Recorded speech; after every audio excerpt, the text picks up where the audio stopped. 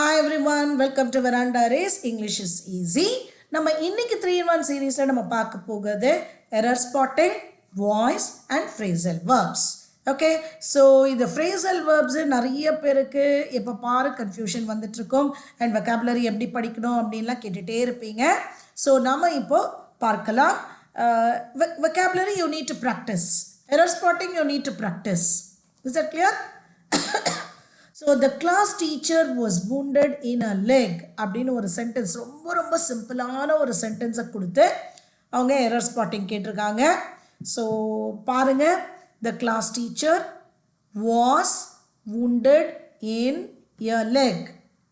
So the class teacher சேர்த்து படிச்சிருங்க. The class teacher அப்படி படிக்காதீங்க. The class teacher was wounded. So ஒரு passive voiceல சொல்லியிருக்காங்க. in your leg வராது. So பர்டிகுலராக ஒரு கிளாஸ் டீச்சர் அவங்க லெக்கை தானே அவங்க அடிபட்டிருப்பாங்க. ஸோ இன் த லெக்னு சொல்லணும். It is not your leg. So this is based on the article, definite article the. The class teacher was wounded in the leg. in the leg, the லெக்னு சொல்லலாம், in her லெக்னு சொல்லலாம். இன்னிய லெக்னா ஏதோ ஒரு காலில் அடிபட்டிருக்காங்கன்னு சொல்லக்கூடாது. Class teacher காலில் அடிபட்டிருக்காங்கன்னு சொல்கிறோம் இல்லையா தமிழில். அப்போ காலில்ன்னு தான் நம்ம சொல்கிறோம், ஏதோ ஒரு காலில் அடிபட்டிருக்காங்கன்னு சொல்லுவோமா? இல்லை இல்லையா? அதனால தான் திஸ் இஸ். ஏன்னா ஆர்டிக்கல் மட்டும் நான் சொல்லுவேன், definite article and indefinite article நம்ம தமிழில் நீங்கள் ட்ரான்ஸ்லேட் பண்ணிங்கன்னா கரெக்டாக உங்களால் கண்டுபிடிச்சிட முடியும். Otherwise it is difficult. Is it clear? Second, I had seen her with her mother in the cinema hall yesterday அப்படின்னு கொடுத்துருக்காங்க. நான் க்ளூ கொடுத்துடுறேன் உங்களுக்கு. This is based on tense. So டென்ஸ்னு நான் சொன்னாலே உங்களுக்கு எங்கே பார்க்கணுன்னு தெரிஞ்சிடும். ஐ ஹேட் சீன் ஹர், நான் அவளை, வித் ஹர் மதர் அவளோட அம்மாவோட, சினிமா ஹாலில் நேற்று பார்த்தேன். பார்த்திருந்தேன் தமிழில் சொல்ல மாட்டீங்க, பார்த்தேன். ஸோ ஐ சா இந்த எஸ்டர்டேன்னு போட்டதுனால அதுக்கு தான் நான் தமிழில் டிரான்ஸ்லேட் பண்ணேன். நான் நேற்று அவளை அவளுடைய அம்மாவுடன் சினிமா ஹாலில் பார்த்தேன். நேற்று நீங்கள் சொன்னாலும் தமிழில் பார்த்தேன், பார்த்திருக்கிறேன், பார்த்திருந்தேன் சொல்ல மாட்டீங்க. So that is the tense error. Third, Mr. Narayanan is a rather lazy man அப்படின்னு கொடுத்துருக்காங்க. அகெயின் பார்த்தீங்கன்னா ஒவ்வொரு சென்டென்ஸும் ரொம்ப சின்ன sentences. Mister Narayanan is a rather lazy man, no error. So எனக்கு யூஸ்வலாக ஸ்டூடெண்ட்ஸ் கேட்பாங்க, ma'am how to fix that no எரர்னா, நமக்கு எல்லா பார்ட்ஸ் ஆஃப் ஸ்பீச்சும் நல்லா தெரிஞ்சிருச்சுன்னா இது ஈஸி. ஓகே, அப்படி தெரியல அப்படின்னா இப்படி பிரித்து பாருங்களேன். மிஸ்டர் நாராயணன் இதில் எதுவும் தப்பு இல்லை. ஸோ ஒரே ஒரு ஹீ, அதனால் இஸ் கரெக்டு.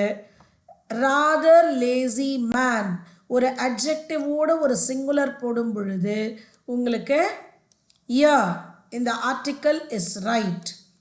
யா மேன் சொல்லலாம், யா லேசி மேன்னு சொல்லலாம். ராதருங்கிறது இங்கே adverb.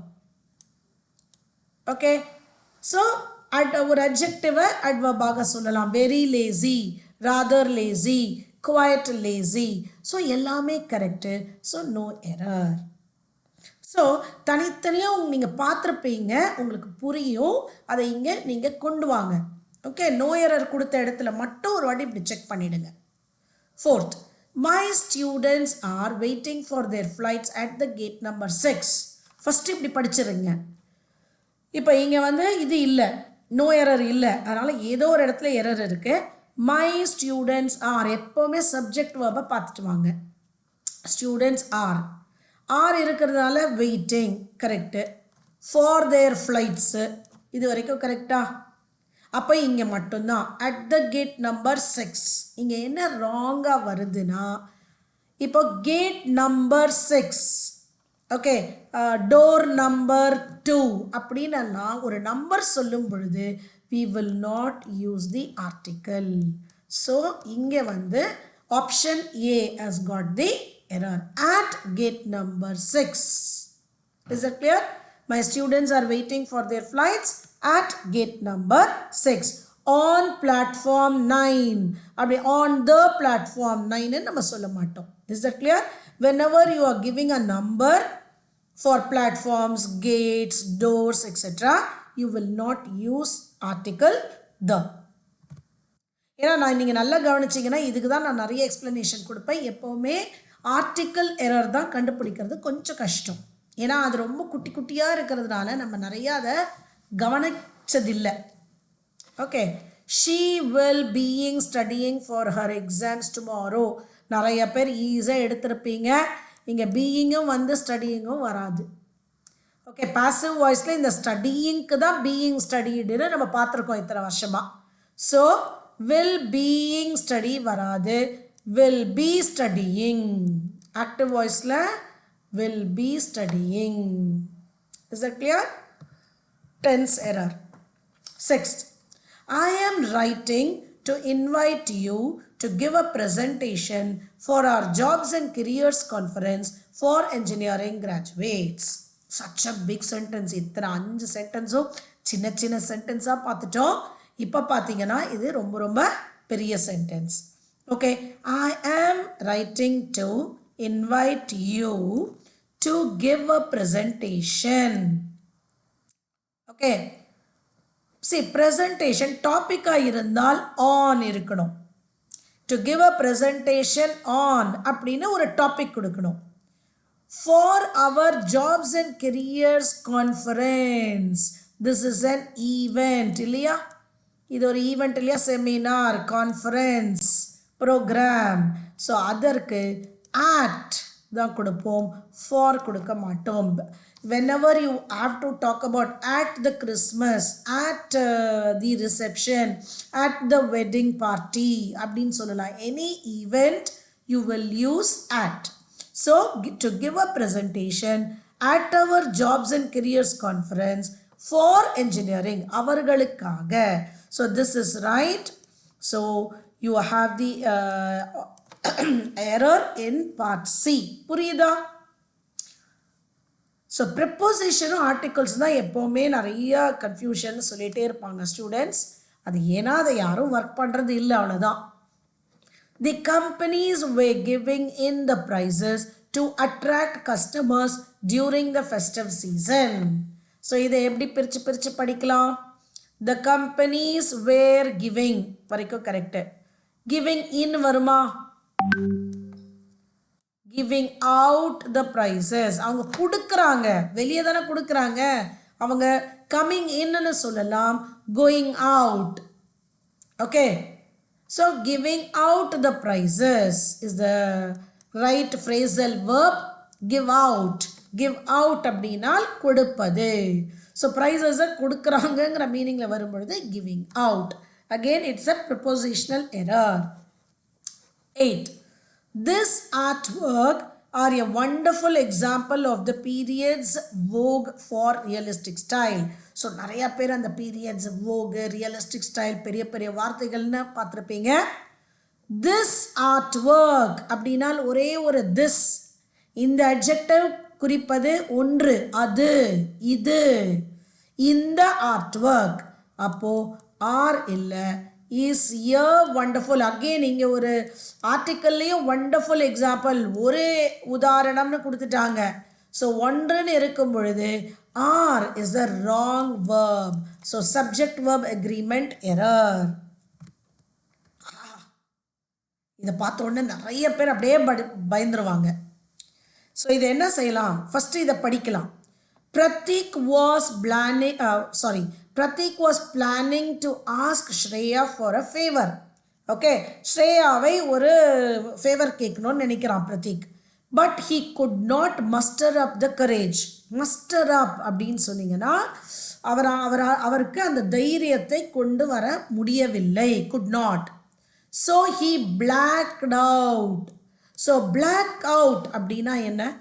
So this is based on phrasal verb. Okay, black out அப்படினால் faint ஆவது, unconsciousness. So that is the error. So இப்போ நம்ம இப்போ ஏன் இதை நான் உங்களுக்கு சொல்கிறேன் அப்படின்னா, இப்போ வேறு எங்கேயுமே எரர் இல்லை, இதுலன்னா அதை மட்டும் பார்த்துட்டு வாங்க. am I clear? I am giving you the tips for time saving. So இந்த பகுதியில் எந்த எரரும் இல்லை. he blacked out, அதை தான் நீங்கள் மாற்றணும். அதை அவங்க வேணும்ன்ட்டு உங்களை கன்ஃபியூஸ் பண்ணணுன்ட்டு இவ்வளோ பெருசாக கொடுக்குறாங்க. ஸோ he broken வராது. தட் இஸ் இப்போ நமக்கு என்ன வேணும்? ஸோ he blacked out, அதாவது அவருக்கு தைரியம் இல்லை அப்படிங்கிற வார்த்தை வரணும் நமக்கு. ஓகே, ஸோ அவன் திரும்பி சென்றான். he backed outன்னு சொல்லலாமா? ஓகே, திரும்பி சென்றான். break in என்ன? break in என்ன? திடீர்னு வெடிப்பது. இங்கே வெடிக்கலை, ஏன்னா அவனுக்கு கரேஜே இல்லை. So this is not right. he chickened out, தைரியம் இல்லை. chicken out means no, scared. chicken outனா தைரியமின்மை. ஸோ அது கரெக்டாக கொடுத்துட்டாங்க. செக் அவுட்னா உங்களுக்கே தெரியும், ஒரு ஹோட்டல்லேருந்து வெளியே அந்த இது டிரான்சாக்ஷனை முடிச்சுட்டு வெளியே வருவது செக் அவுட். டர்ன் டவுன் அப்படின்னா ரிஜெக்ட். இங்கே அவங்க ஏதோ ஸ்ரேயா ஏதோ ஆஃபர் பண்ணலை, இவர் ரிஜெக்ட் செய்வதற்கு. So he chickened out. புரியுதா? So we have seen 5 phrasal verbs. Meaning கொடுத்துருக்கேன். chicken out is an idiom. ஆக்சுவலாக இது கூட இல்லை, மற்றதெல்லாம் phrasal verb. chicken out is an idiom to say somebody is very very timid, soft, shy, etc. Is that clear? 10th, she was singing beautifully in the concert hall last night. So இப்போ last night ன்னு சொல்லியிருக்காங்க. So she sang or was singing சொல்லலாம். singing beautifully கூட சொல்லலாம். in the hall or in the concert. So in the concert hall and ரெண்டுமே சொல்ல முடியாது. This is a superfluous error. B has got the error. Beautifully in the concert ன்னு சொல்லலாம். Beautifully in the hall last night சொல்லலாம். This is a superfluous error. வாங்க அடுத்தது நம்மளுடைய voice. The teacher explained the lesson. நான் எப்பவுமே சொல்லுவேன், வாய்ஸில் retain the same tense with the be verb. So எனக்கு was or were வரணும். Okay, past tense. be verb அது V3 வந்து explained. ஸோ was ஒன்றே ஒன்று தான் இருக்குது. The lesson was explained. Am I clear? இதெல்லாம் வேறு வேறு டென்ஸ், அந்த டென்ஸை நம்ம மாற்றக்கூடாது. they are repairing the bridge. இப்போ நம்ம ஒரு இதில் கூட பார்த்தோம், repairing. ஸோ எனக்கு being repaired வரணும். அந்த ஐஎன்ஜியை நம்ம இங்கே போடுறோம், இங்கே இது போடுறோம் V3, being repaired. and இது present tense. bridge is, the bridge is being repaired. See, the police caught the thief, past tense. and catch, caught V3 யோது. ஸோ எனக்கு was the thief was caught by the police. was caught by the police. She will complete the work tomorrow. will complete, will be completed. The work will be completed. Someone has stolen my purse.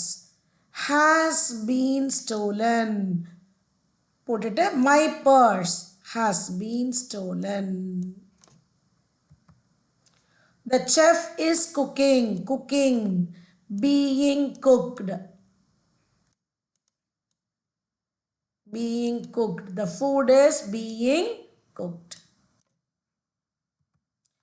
They had finished the project.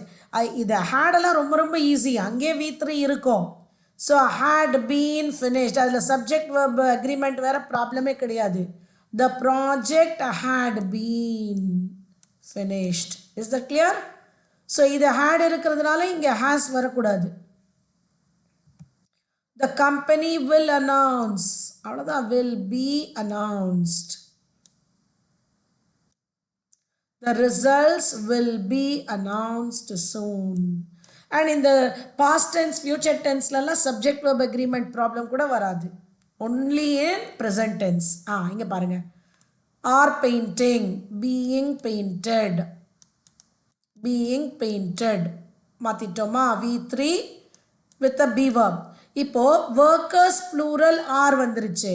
இப்போ the building இங்க வரும் பொழுது yes present tenseல தான் நீங்க ரொம்ப கேர்ஃபுல்லா இருக்கணும். The building is being painted. இந்த was வரக்கூடாது. Is that clear? ஏன்னா இங்க present tense and workers are. இது subject plural அதனால are. இது subject building singular yes. present tenseல தான் உங்களுக்கு இந்த subject verb agreement பார்த்துட்டே இருக்கணும். Did she write the letter? இப்போ இந்த did past tense அப்போ எனக்கு past tense வந்து was. ஏன்னா letter தான். lettersனு இருந்தால் தான் நான் where போடணும். So was the letter written? Was written வரணும். புரியுதா? be verb plus V3 was written. ஆனால் என்ன ஆகுதுன்னா ஜென்ரலாக was written ஸ்டேட்மெண்ட்டில் was written அப்படியே வந்துடும். ஆனால் கொஸ்டினில் தனித்தனியாக பிரிஞ்சு வரும். ஏன்னா was the letter written. புரியுதா? கொஸ்டின்ங்கிறதுனால இது ரெண்டும் தனித்தனியாக வரும். அதே ஸ்டேட்மெண்ட்டாக இருந்தால் the letter was written by herன்னு கொடுத்துடலாம். ஓகே, ஆனால் கொஸ்டின்ங்கும் பொழுது வாஸ் ரிட்டன் நடுவில் அந்த சப்ஜெக்டை நீங்கள் கொடுப்பீங்க. ஏன்னா inversion auxiliary verb followed by subject is the rule of a question. So பாருங்க, did she write ஒரு auxiliary verb subject then the main verb. Is that clear? அதே தான் auxiliary verb subject main verb. Was the letter written by her? Okay, now வாங்க phrasal verb. Okay, phrasal verb வந்து அதை again பசங்க வந்து கேட்டுகிட்டே இருப்பாங்க, ma'am how to master this தான். இந்த மாதிரி எக்ஸசைஸ் பண்ணுங்கள். இதில் இப்போ எவ்வளோ கரெக்டாக பண்ணிங்களோ அவ்வளோ ஃபயர் போடுங்க. எவ்வளோ நியூவாக கற்றுட்டிங்களோ 3 நியூ வேர்ட்ஸ் 2 நியூ வேர்ட்ஸ்னு கமெண்ட் பண்ணுங்கள். He finally dashed smoking after many years. He finallyனா என்ன சொல்கிறாங்க? many years அவர் ஸ்மோக் பண்ணிட்டு இருந்தார். கடைசியாக ஒரு வழியாக அதை ஸ்டாப் பண்ணாரு அப்படிங்கிற மீனிங் இருக்கா? அதுக்கு gave up. He finally gave up. Stopped trying or quit. அதே gave in அப்படின்னால் விட்டு கொடுப்பது, surrendered. ஓகே, விட்டு கொடுப்பது. gave away அப்படின்னால் donated. இல்லைனா சம்டைம்ஸ் ஒரு சீக்ரெட்டை சொல்வது. gave off அப்படின்னா லைட் வெளியே வருவது. Okay, the bulb gave off light. Okay, or the fire gave off heat அப்படின்னு சொல்லலாம். ஓகேவா? வெளி விடுவது gave off. gave awayனா கொடுப்பது. gave inனால் சரண்டர் ஆவது.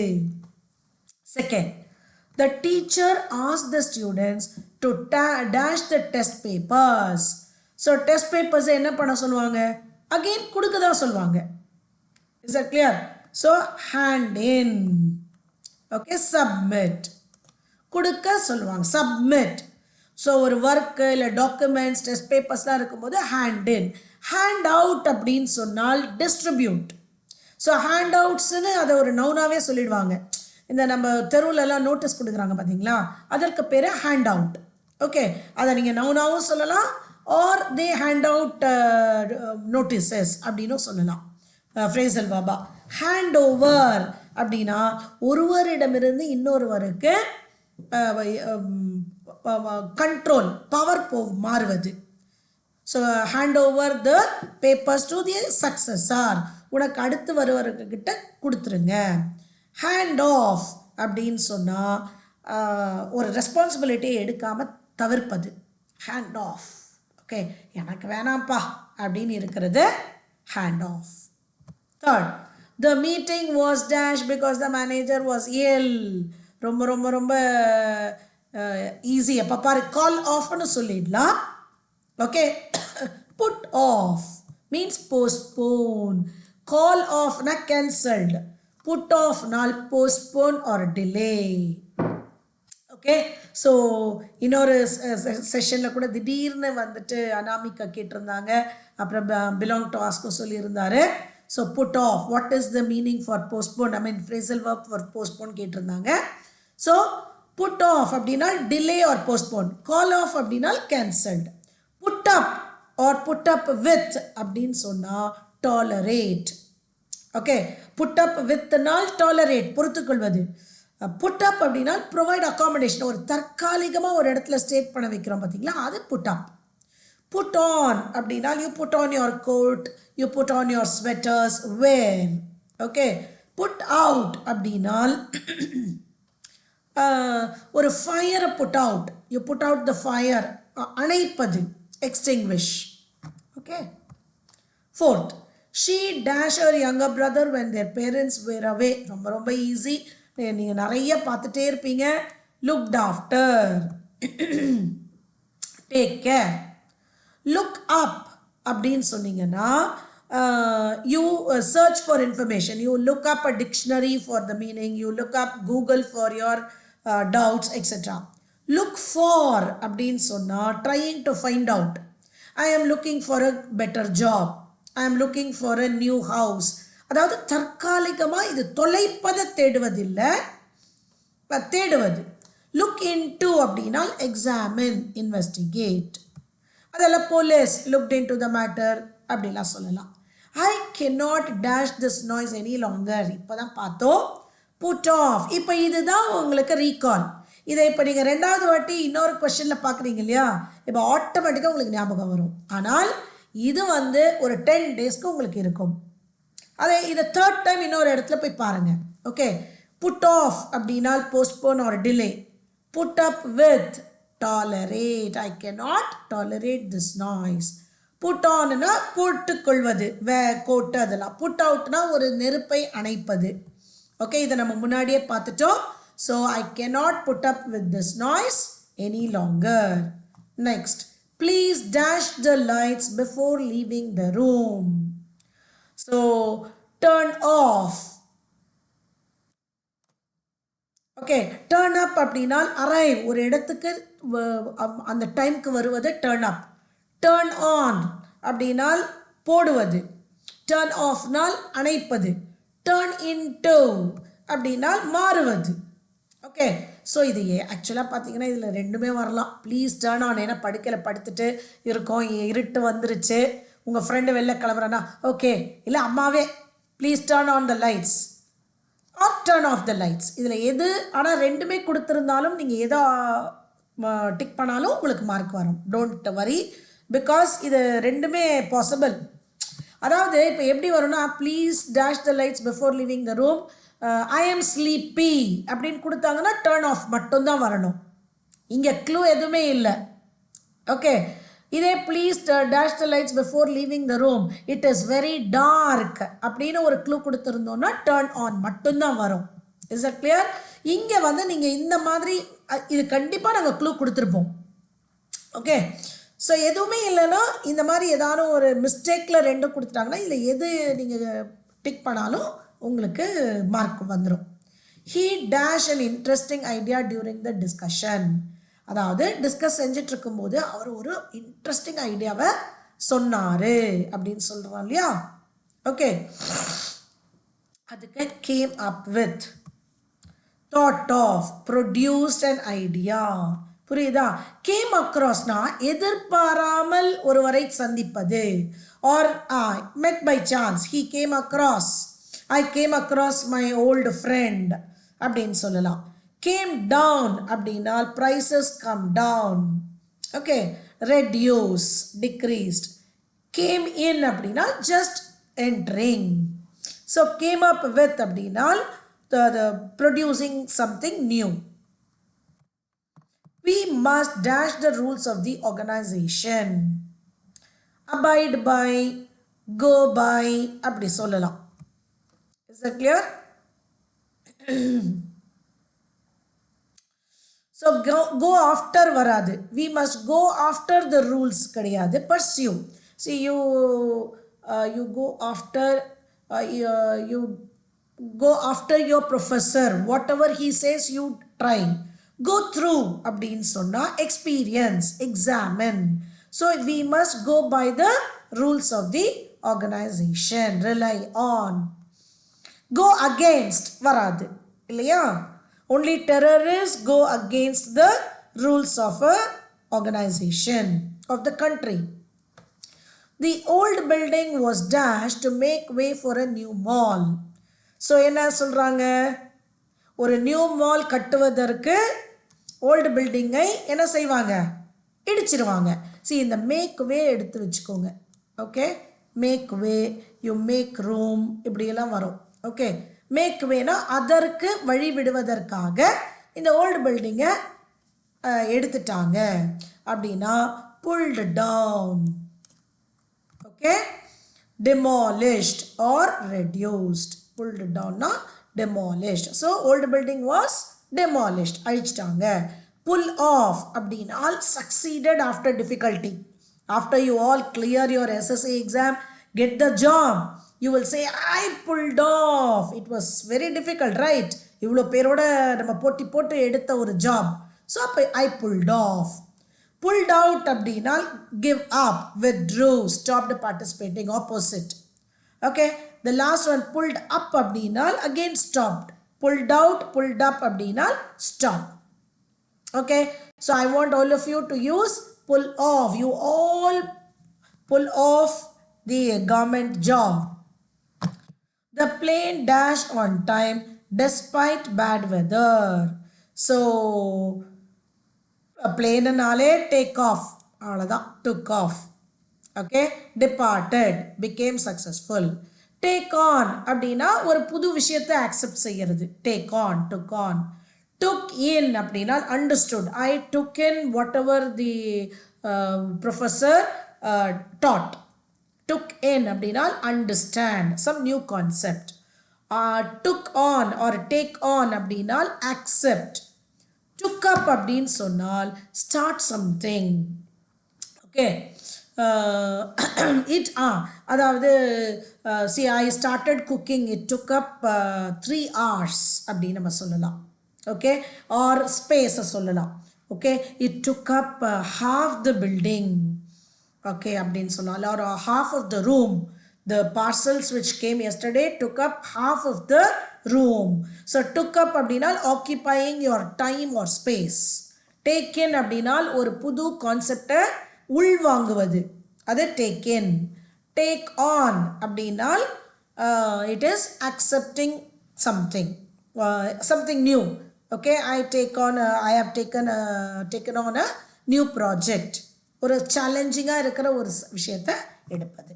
So I think this phrasal verb session was very very helpful. So in the phrasal verbs ஒரு பீரியாடிக்கலாக ஒரு once in 4 days 5 days நீங்கள் திரும்ப செஞ்சு ஒரு 4-5 வாட்டி பார்த்தா தான் புது phrasal verbs உங்களுக்கு ஞாபகம் இருக்கும். அதுக்கு தான் நான் என்ன சொல்கிறேன், நீங்கள் கரெக்டாக போட்ட ஆன்சரை டிக் போட்டுருங்க. ராங் ஆனது ஆர் யோசித்தது 3 or 4 இருந்துச்சுன்னா அதை மட்டும் எழுதிக்கோங்க.